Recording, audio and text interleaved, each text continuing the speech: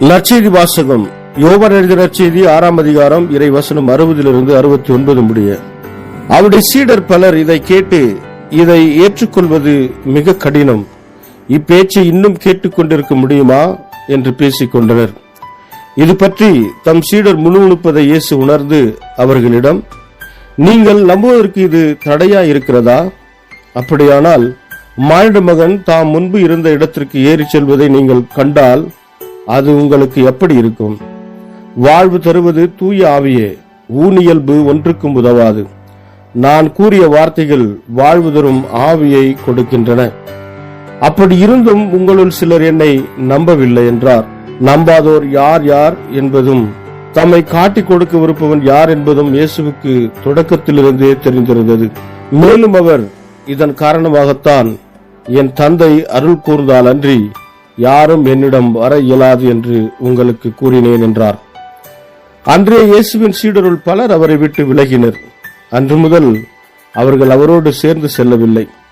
இயேசு 12 சீடரிடம், நீங்களும் போய்விட நினைக்கிறீர்களா என்று கேட்டார். சீமோன் பேதுரு மறுமொழியாக, ஆண்டவரே, நாங்கள் யாரிடம் போவோம்? நிலை வாழ்வு அளிக்கும் வார்த்தைகள் உம்மிடம் தானே உள்ளன. நீரே கடவுளுக்கு அர்ப்பணமானவர் என்பதை நாங்கள் அறிந்து கொண்டோம், அதை நம்புகிறோம் என்றார். இது கிறிஸ்து வழங்கும் நற்செய்தி. கிறிஸ்துவே உமக்கு புகழ். ಯೋಹಾನ ಅಧ್ಯಾಯ 6 ವಚನ 60-69 ಇದನ್ನು ಕೇಳಿದ ಆತನ ಶಿಷ್ಯರಲ್ಲಿ ಅನೇಕರು, ಈ ಉಪದೇಶವು ಕಠಿಣವಾಗಿದೆ, ಇದನ್ನು ಯಾರು ಗ್ರಹಿಸಿಕೊಳ್ಳಬಲ್ಲರು ಎಂದರು. ತನ್ನ ಶಿಷ್ಯರು ಅಪೇಕ್ಷಿಸುತ್ತಿರುವುದನ್ನು ತಿಳಿದಿದ್ದ ಯೇಸು, ಈ ಉಪದೇಶದಿಂದ ನಿಮಗೆ ಬೇಸರವಾಯಿತೆ? ಹಾಗಾದರೆ ಮನುಷ್ಯಕುಮಾರನು ತಾನು ಬಿಟ್ಟು ಬಂದ ಸ್ಥಳಕ್ಕೆ ಮರಳಿ ಹೋಗುವುದನ್ನು ನೀವು ನೋಡುವಾಗ ಬೇಸರ ಪಡುವಿರಾ? ಒಬ್ಬನಿಗೆ ಜೀವವನ್ನು ಕೊಡುವಂಥದ್ದು ದೈಹಿಕ ಸಂಗತಿಗಳಲ್ಲ, ಜೀವವನ್ನು ಕೊಡುವಂಥದ್ದು ದೇವರಾತ್ಮ. ನಾನು ನಿಮಗೆ ಹೇಳಿದ ಸಂಗತಿಗಳು ಆತ್ಮಿಕ ಸಂಗತಿಗಳಾಗಿವೆ. ಆದ್ದರಿಂದ ಈ ಸಂಗತಿಗಳೇ ಜೀವವನ್ನು ಕೊಡುತ್ತವೆ. ಆದರೆ ನಿಮ್ಮಲ್ಲಿ ಕೆಲವರು ನಂಬುವುದಿಲ್ಲ ಎಂದು ಹೇಳಿದನು. ತನ್ನನ್ನು ನಂಬಿಲ್ಲದವರು ಯಾರೆಂದು, ತನಗೆ ದ್ರೋಹ ಮಾಡುವವನು ಯಾರೆಂದು ಯೇಸುವಿಗೆ ಮೊದಲಿಂದಲೂ ತಿಳಿದಿತ್ತು. ಇದಲ್ಲದೆ ಯೇಸು, ತಂದೆಯ ಅನುಮತಿ ಇಲ್ಲದೆ ಯಾವನು ನನ್ನ ಬಳಿಗೆ ಬರಲಾರನು ಎಂದು ನಾನು ನಿಮಗೆ ಹೇಳಿದ್ದಕ್ಕೆ ಅದೇ ಕಾರಣ ಎಂದನು. ಯೇಸು ಈ ಸಂಗತಿಗಳನ್ನು ಹೇಳಿದ ಮೇಲೆ ಆತನ ಹಿಂಬಾಲಕರಲ್ಲಿ ಅನೇಕರು ಆತನನ್ನು ತೊರೆದು ಬಿಟ್ಟರು. ಅವರು ಆತನನ್ನು ಹಿಂಬಾಲಿಸಲಿಲ್ಲ. ಯೇಸು ತನ್ನ 12 ಮಂದಿ ಶಿಷ್ಯರಿಗೆ, ನೀವು ಸಹ ನನ್ನನ್ನು ಬಿಟ್ಟು ಹೋಗಬೇಕೆಂದಿರುವಿರಾ ಎಂದು ಕೇಳಿದನು.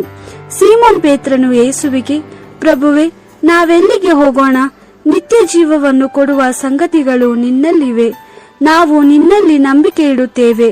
ನೀನು ದೇವರಿಂದ ಬಂದ ಪರಿಶುದ್ಧನೆಂದು ನಮಗೆ ಗೊತ್ತಿದೆ ಎಂದು ಉತ್ತರ ಕೊಟ್ಟನು.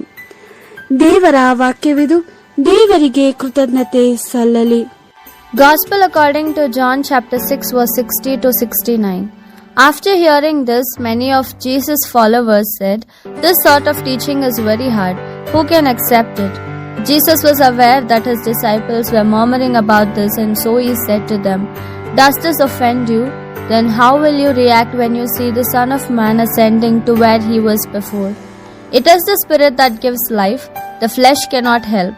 The words that I have spoken to you are spirit and they are life. Yet among you there are some who do not believe."